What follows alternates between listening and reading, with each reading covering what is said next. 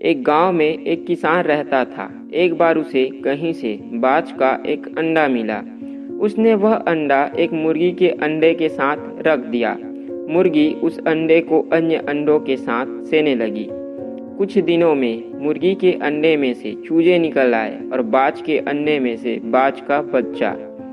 बाज का बच्चा चूजों के साथ पलने लगा।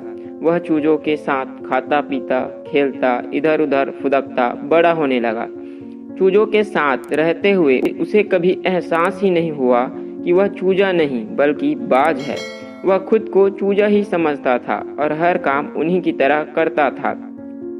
जब उड़ने की बारी आई तो वह अन्य चूजों की देखा देखी वह भी थोड़ी ही ऊंचाई तक उड़ा और फिर वापस जमीन पर आ गया। उसका भी ऊंचा उड़ने का मन करता, लेकिन जब वह थोड़ी ही ऊंचाई तक उड़ता दिखता तो वह भी उतनी ही ऊंचाई तक उड़ता। ज्यादा ऊंचा उड़ने की वह कोशिश ही नहीं करता था। एक दिन उसने ऊंचे आकाश में एक बाज को उड़ते हुए देखा। इतनी ऊंचाई पर उसने कभी किसी पक्षी को पहली बार उड़ते हुए देखा था। उसे बड़ा अचरज हुआ। उसने चूजों से पूछा, वो कौन है भाई जो इतनी ऊंचाई पर उड़ रहा है? चूजे बोले, वो पक्षियों का राजा बाज है।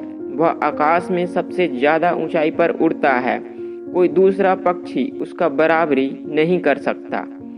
बाज ने पूछा, यदि मैं उसके जैसा उड़ना चाहूं तो? तब चूजे ने कहा, कैसी बात करते हो? मत भूलो तुम एक चूजे हो।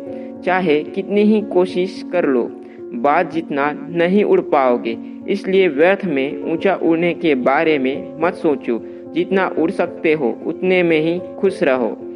बाज ने यह बात मान ली और कभी ऊंची उड़ान उड़ने की कोशिश ही नहीं की। बाज होने के बावजूद वह पूरी जिंदगी मुर्गी के समान जीता रहा।